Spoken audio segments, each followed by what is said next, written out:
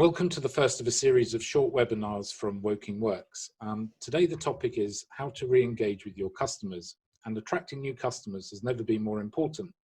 As we come out of the crisis stage of the pandemic and move into the economic recovery stage, the landscape is likely to be unrecognisable for a lot of us. Your competition may or may not be still trading. Businesses are wary of costs with currently little or no income at all, and customers simply may not have the confidence in the marketplace. So what should businesses do? I'm pleased to say I'm joined by Richard Butcher and Alex Vinall. Richard is an experienced and resourceful entrepreneur and business coach. He's been working with us for over 10 years, providing valuable advice to our startup members and larger businesses alike. He also works closely with both the Enterprise M3 and Costa Capital LEPs, local enterprise partnerships. Alex is the MD of Air Social, an award-winning local digital marketing agency and a partner of Woking Works. Alex started her business over 10 years ago and has a range of clients ranging from startups to blue chip companies. Her speciality is in harnessing the power of social media to generate leads through Facebook, Instagram, LinkedIn and Twitter. So a warm welcome to you both. And Richard, if I could, over to you, please. Yes, good morning, everybody. Thanks for attending today. So customer retention is part of a bigger picture in terms of marketing strategy. And I think now is a great opportunity for businesses to review everything. Think like a startup is what we're talking to people about, because everything's going to be so different. So it's a good opportunity to clean up, look at your financials, your processes, and in today's example, your marketing. To be strategic and develop your revised marketing plan, first place to look is your business model, which will now be changing. So for instance, look at some of the numbers. What's the break even that you need in your business in terms of sales and new customers? What is your price the right price? Is your margin sustainable, where for instance you might have a smaller number of customers coming into your outlets? You need to think about doing the risk assessment to be allowed to open your business, but this might also affect your customers as well. For instance, roads will be closing, pavements will be wider, there'll be one way, so it may change the footfall in that respect. Richard's business with cars is very different, because normally you sell the car while you're doing the test drive, and Richard won't be allowed to be in the car to do that anymore. He's just got to spend the time cleaning it when it comes back again. So assessment like that's very important. Is the demand from your customers going to be the same? Are they going to come out? Are they going to be scared to come out? Older people in particular are less likely to want to take that risk. So will they be buying more online? Do you need to think about a business model like that? And most businesses business model obey the 80-20 rule. So that means that 80% of your profits, and most businesses don't bother to analyze them, but if they did, they will find that 80% of the profits come from just 20% of their clients and just 20% of their services. So now's a time to sort of get the business more simple and just focus on the great business and cut the costs, keeping customers that aren't profitable for you. So that's the business model. Talking about retention, have you been keeping in touch with your clients during the last 3 months? Have you started thinking about your marketing relaunch, which I'm sure Alex will be focusing on in a moment? Will they still be loyal? Don't assume that. They may have found an alternative service online and you may need to win them back again. So you need to think about communication, how you do that. Loyalty is all about trust, brand, service, value for money, keeping a relationship. So all of those things need to be reviewed. Is your value proposition still relevant? What problems are you solving for your customers? Are you doing it in an efficient way? Is it something that they still have the disposable income to value? And what about your competitors? Are they still trading? Might be an opportunity. Have they changed how they trade? Definitely research that. So a bit of research, look at the size of the market. Is it the same? Is demand reduced? And have they moved online? And finally, innovation. Are there any new products or markets or way of doing businesses that you can introduce? The big star of this virus in terms of business change has been e-commerce.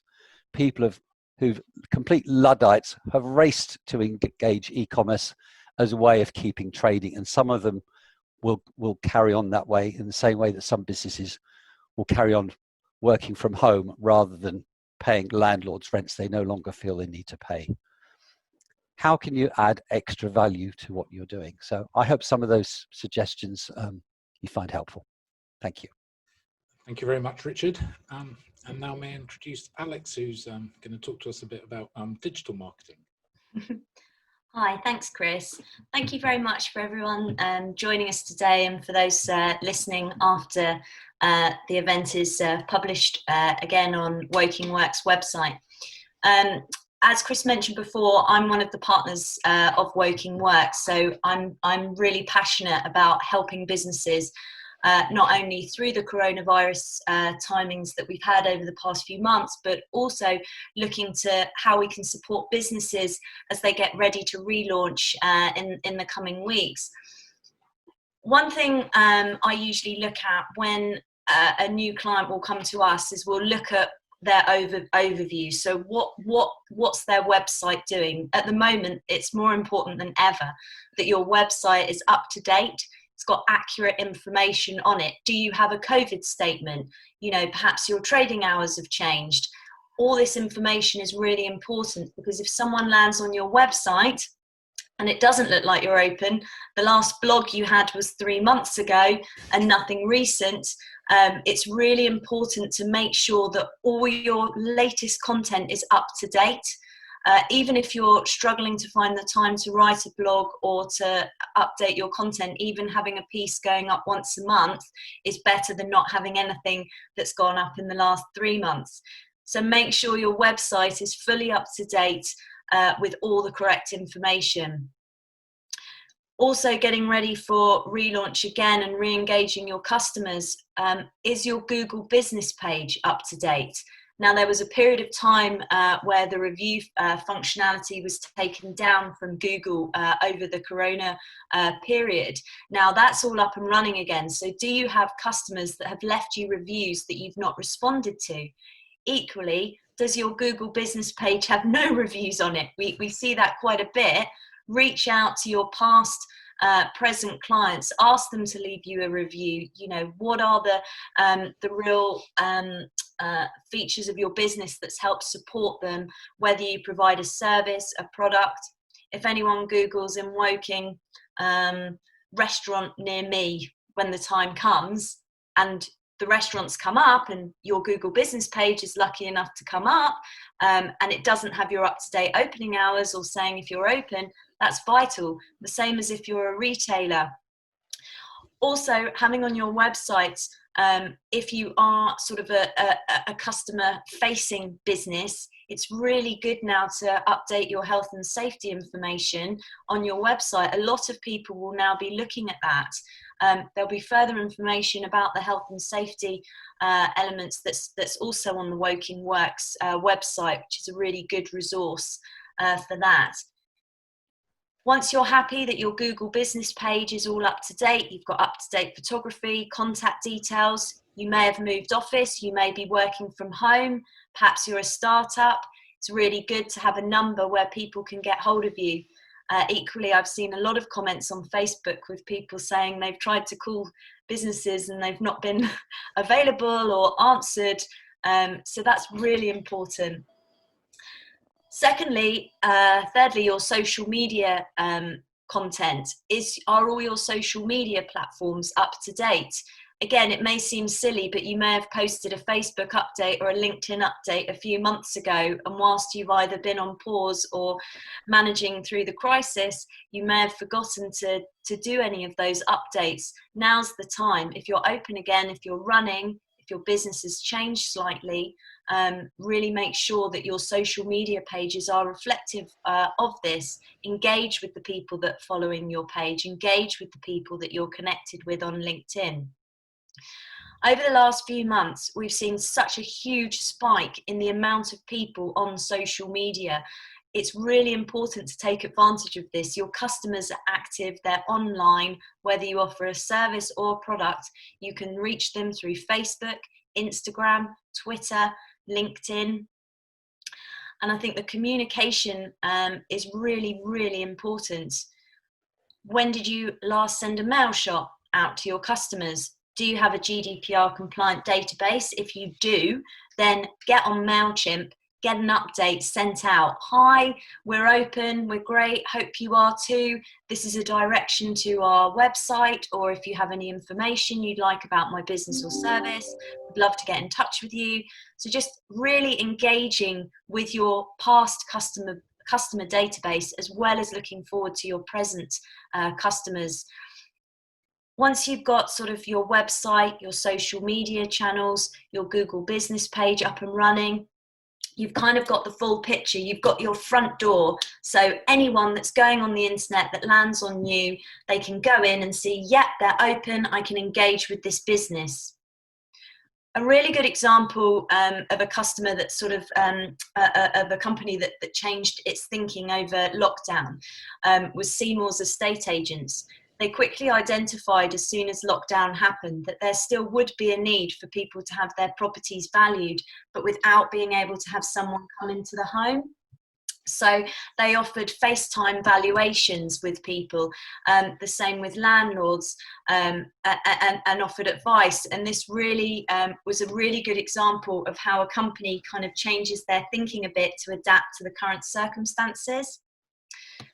We work with an events company also that was running events throughout the summer, and what they've now done is turn those events into virtual events, a bit like what we're doing now, and it's going to cost them a lot less than it would to run the events, and the customers are able to pay less because it's not so expensive to attend, but they're still now managing to run all their training courses over the summer, albeit virtually.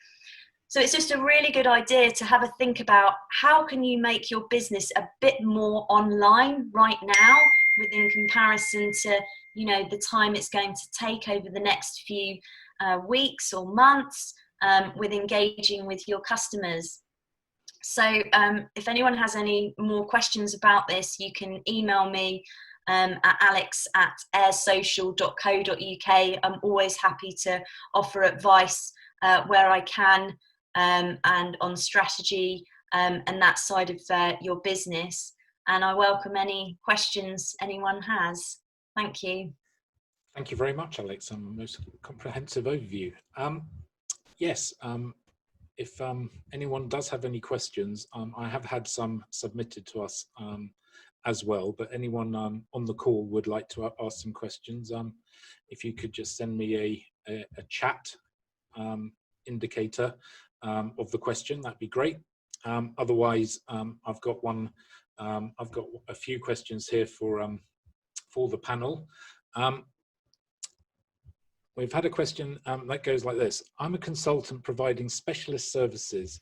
Before COVID, I relied on mainly word of mouth referrals. I understand LinkedIn is a good way to market my services, but I only have a standard account and haven't really updated my profile for many years. Is LinkedIn a good way to market myself, and should I upgrade to a premium account to access all the features? I think that's one for Alex, maybe.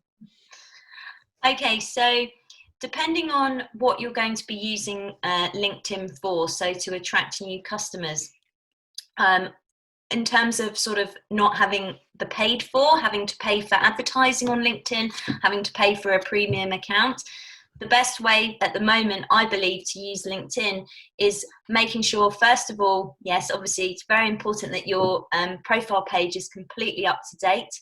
You can also ask for reviews from your, again, past and present clients to sort of give testimony to the work that you've done for them. And then also by posting really relevant content to your audience on LinkedIn and adding the correct hashtags.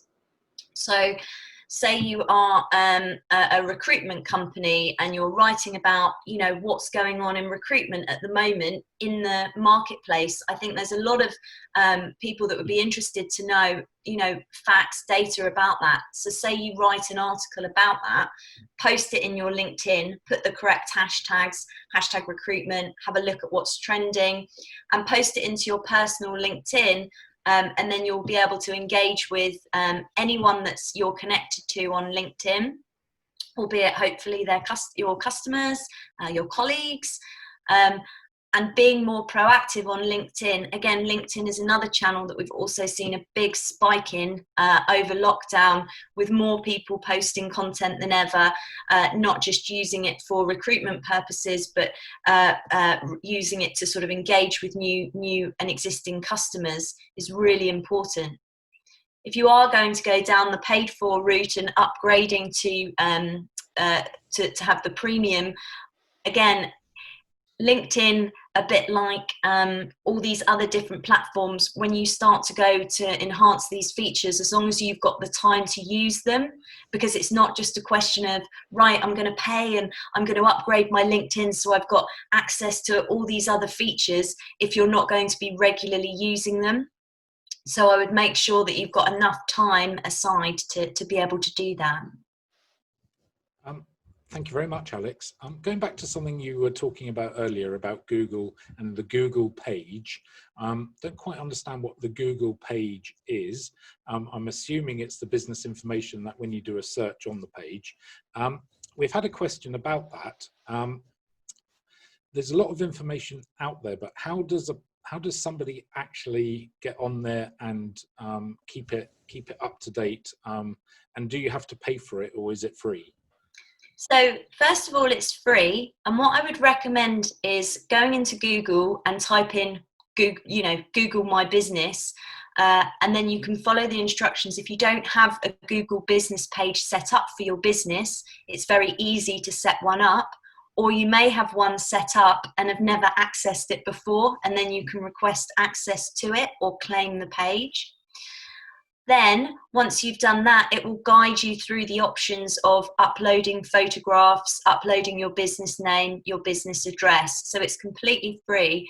And then when someone Googles your business, so for example, you Google Air Social digital agency in Google, you'll see on the right-hand side, my company name will come up, a selection of photographs, our reviews, opening hours, etc. And that's what you want to make sure you've got active for your business.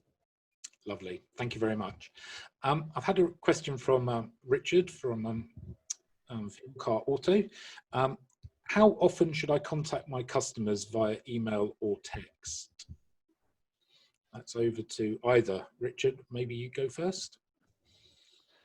Well, I think they always say content is king. So people like being loved and reached out to, but I think you need to have a clear plan of what the email is going to be talking about. So is it about a special offer? Is it about it's safe to come, as Alex mentioned? Is it about loyalties and rewards? Is it about announcing new models? If you send, everybody gets so many emails that if they're not valuable, it could actually be detrimental to your business. But I'm going to pass that to Alex because she'd be more of an expert on that than me. So depending on what platform you're using, so let's use MailChimp as an example. So you've got 1,000 customers that you've emailed, and you look at and you've emailed them, hi, we're open, this is our special offer. And you can look at the data on MailChimp and see that 40% opened it, 20% clicked through. So of that 20% that clicked through, they're obviously interested in what you're offering. So I would start to put them into a nurture campaign. I would either contact them individually at this point. If they have clicked through on the offer, perhaps they are interested. I would then perhaps separate them into a second audience. Perhaps you send them a follow-up email a few days later, not to the full database, not the ones that opened and didn't click, because quite rightly so, people can get a bit fed up if they keep getting multiple emails, but start to look at it more from a nurture campaign. What's my opening offer? Okay, it's 20% off for June. Great. All these people click through to my website. but no one really called me, no one got back in touch with me. Maybe they're interested, but the timing wasn't right. So then I would leave it a few days, and I would then segregate that data, and I would email those people again, just to let you know, we've still got this special offer running throughout June. Here's our contact details, please get in touch.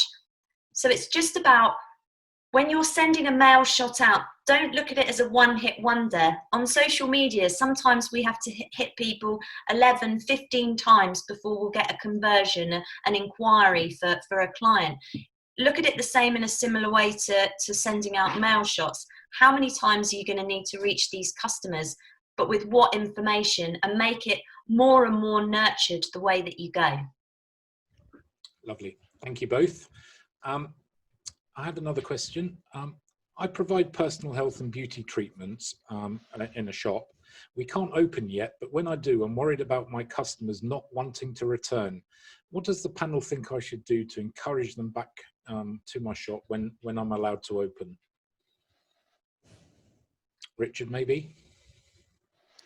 Well, I think, as we've said before, a lot of them are going to be fearful of coming back. So I think part of the marketing is that they need to see that it's safe to do so.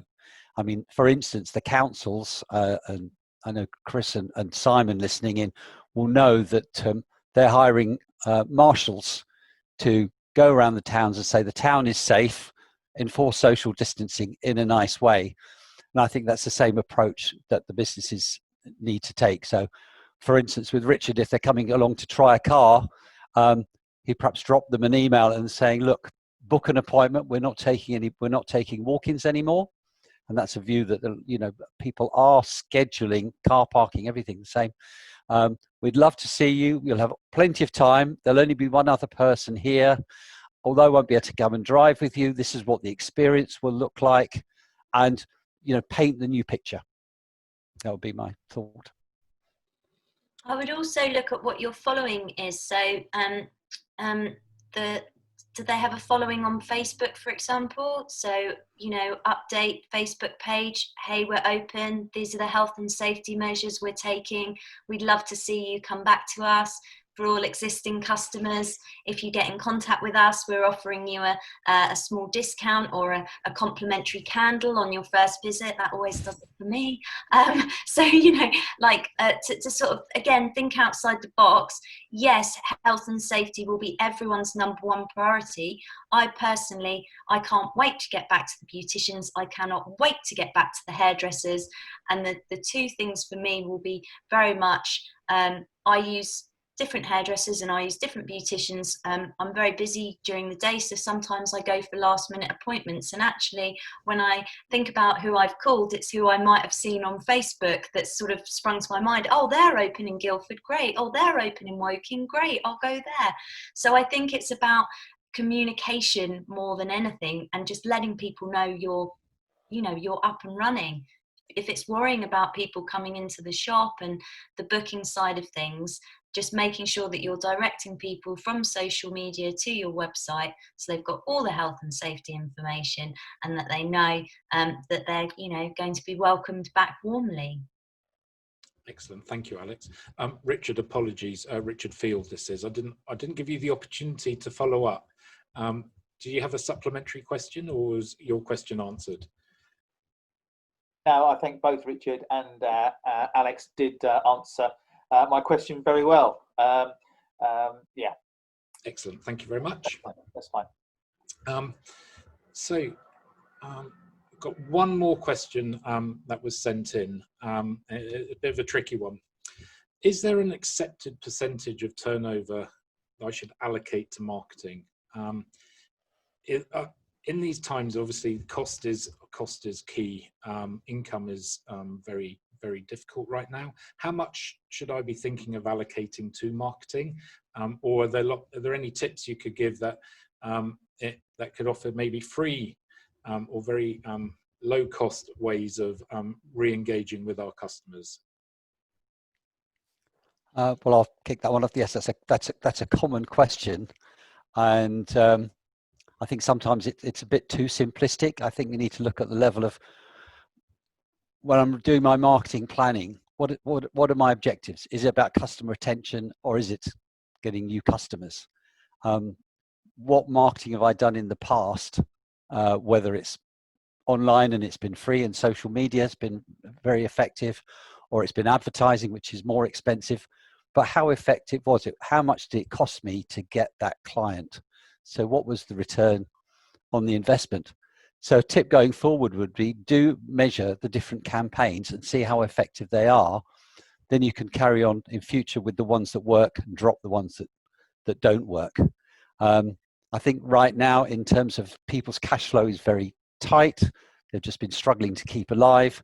So I think it's a really good question, because you've got to really make sure that you get huge bang for your buck, and target where your market's coming from. Is it local? There's a big push for people to purchase locally now, and Chris will confirm that the councils are even looking at that as well. People don't want to travel as much. That's going to affect the travel. So there might be opportunity for people, more local people, to come and buy your purchases. That's assuming we're talking business to consume here. Over to you, Alex. Yeah, I think it's quite a common question. So in the last few months, when we've received new client inquiries, we sort of run through everything. And the question I usually ask at the end is, okay, so what sort of budget do you want to allocate to this? And most people go, oh gosh, I don't really know. I don't really know. And I say, so have you worked out how much it would cost you potentially to, acquire a customer? So when we work with clients and we do digital advertising, very recently we've started working with an online tutor company. And how we've worked out their advertising spend is we've sort of taken 10 steps back and looked at their cost per lead. So we've said, right, you'll make an average over the year per new customer of £360, and it costs you approximately £50 to deliver the work in terms of time and overheads. So there's a profit of X amount. So then we look and we take 10 steps further back and we say, right, our cost per lead will need to be X. So if you're spending £10 on marketing, on advertising, on whatever it is, we know that you need to get £30 back.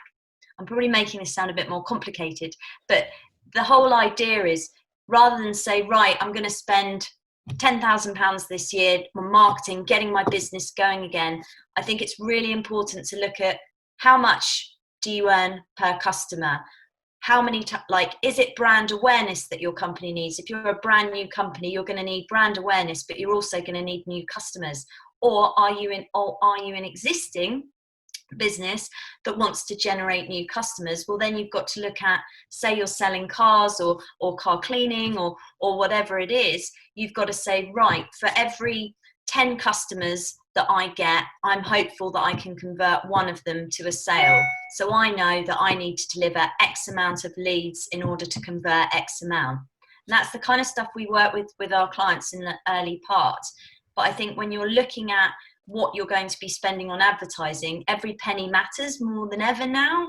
And I think it's really important to say, right, if I spend £1,000, am I going to get £1,000 back? Am I going to get £2,000 back? And kind of work on that, on the digital advertising, on the comms piece, to make sure that whatever you're spending, you have a plan to recuperate that money. I'd add one thing to that as well, is picking up Alex's point upon spend versus the value from the client, is also consider what they call the client's lifetime value. That's so how many times are they going to come back as well?